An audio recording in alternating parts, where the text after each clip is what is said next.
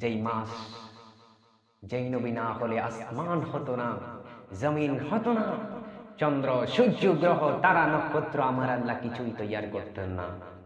ওই নবীজির আগমন এই 12ই রবিউল আউয়াল মাস শরীফ।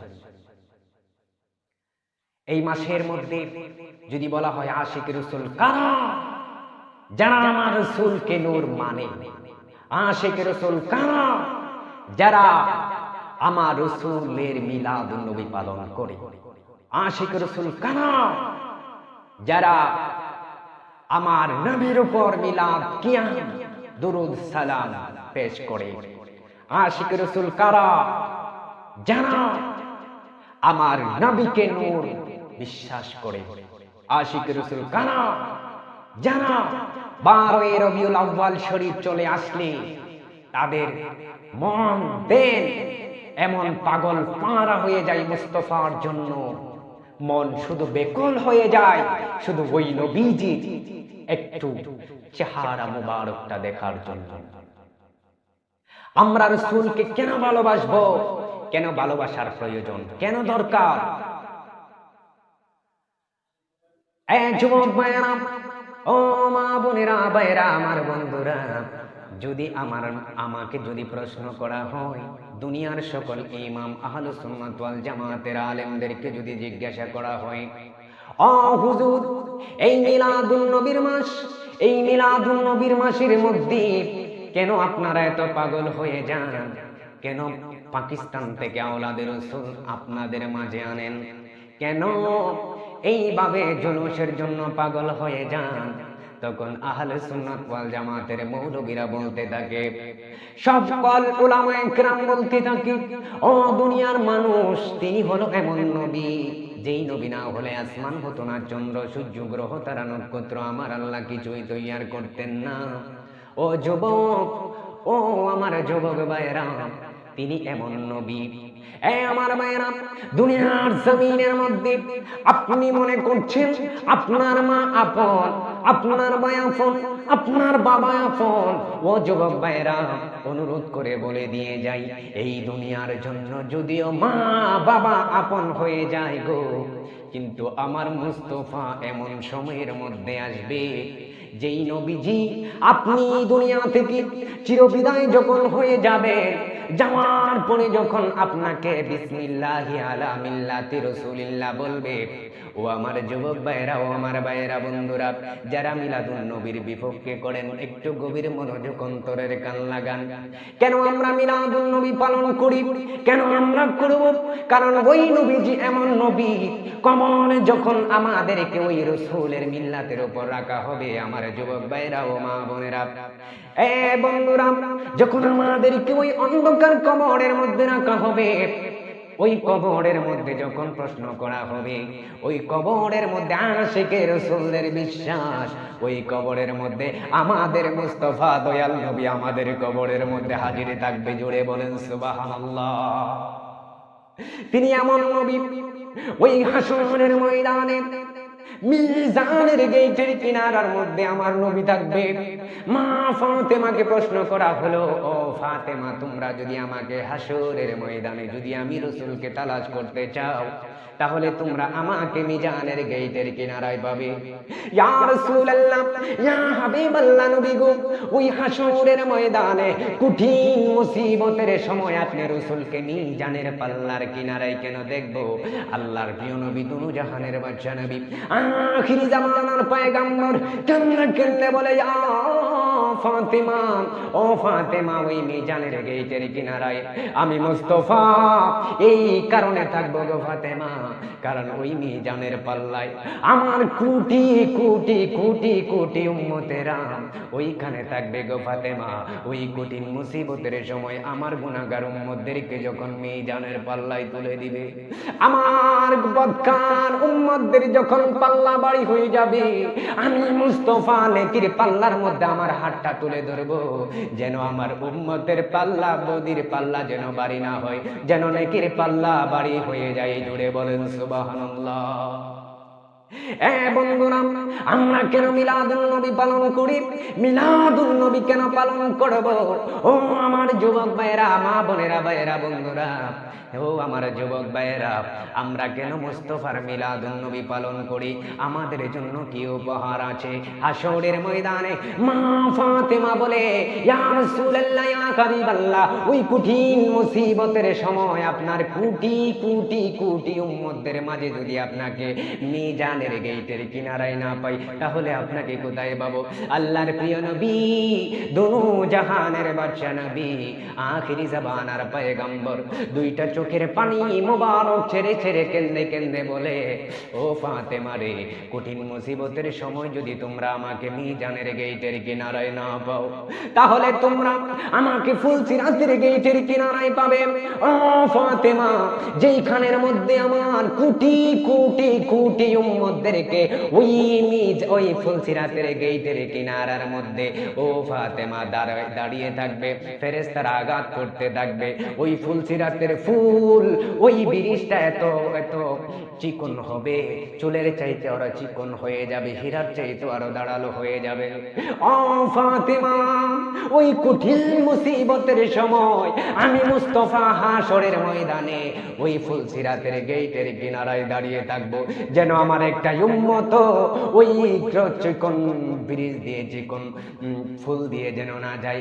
আমার উম্মতদেরকে আমি আমার মাওলার থেকে আমি ক্ষমা চেয়ে, আমার উম্মতদের ক্ষমা চেয়ে আমি তাদেরকে চোখের পলকে জান্নাতে প্রবেশ করে দিব। জুড়ে বলেন সুবহানাল্লাহ। আমরা মিলাদুন নবী এই কারণে পালন করি, কারণ কবরের মধ্যে কোনো মা যাবে না, কোনো বাবা যাবে না, ভাই যাবে না, আত্মীয় স্বজন পাড়া প্রতিবেশী বলেন, ও আমার যুবক ভাইরা, যাকে দুনিয়ার মধ্যে আপন ভাবছেন, কেউ তো অন্ধকারে কবরে যাবে না, কেউ তো মিজানের কিনারায় যাবে না, কেউ তো হাশরের ময়দানে যাবে না, কেউ তো ফুলসিরাতের গেটের কিনারায় যাবে না, কেউ তো হাউজে কাউসারের কিনারায় যাবে না।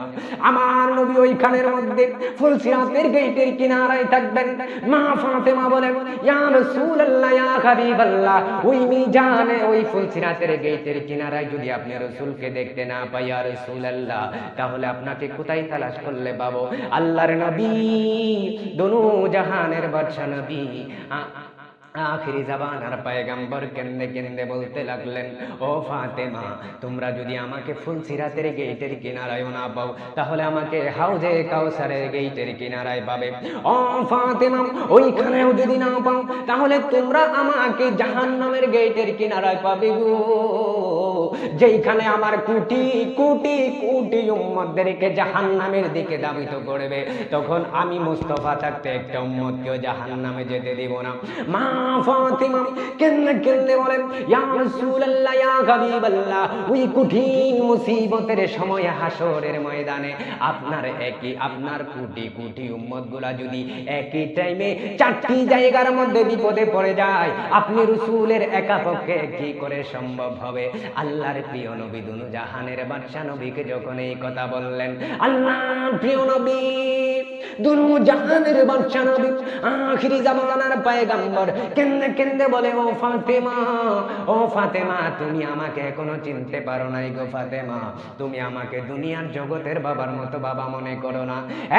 ফাতেমা, আকাশে যখন বৃষ্টি হয়, আকাশে যখন মেঘমালা আসে, যখন বিজলি দেয়, ওই আকাশের বিজলির চাইতো আমি মুস্তাফা হাশরের ময়দানে দৌড়াদৌড়ি করব, ওই বিজলির চাইতে আরো দ্রুত গতিতে আমি হাশরের ময়দানে দৌড়াদৌড়ি করব, যেন আমার একটা উম্মত কেউ জাহান্নামে না দেয়। আল্লাহু আকবার।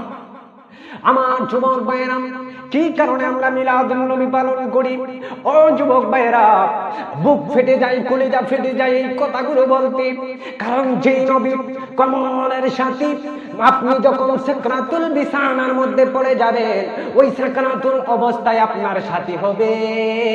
যদি আপনার আত্মীয় স্বজনরা যদি আপনার সাকরাতুল বিছানার মধ্যে আসে, এক চামচ পানি দিতে পারবে, বেশি কিছু করতে পারবে না।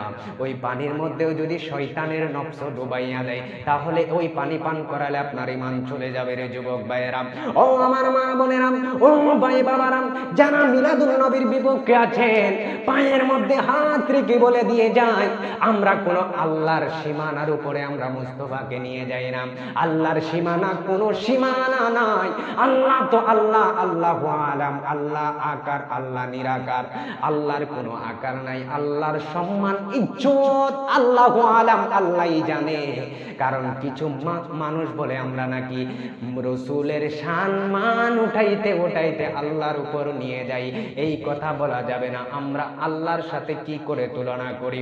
আল্লাহ সৃষ্টি, আল্লাহ স্রষ্টা হিসেবে বেমিসাল, আর আমার মাওলা, আমার বন্ধু আল্লাহর হাবিব সাল্লাল্লাহু আলাইহি ওয়াসাল্লাম সৃষ্টি হিসেবে হলো বেমিসাল।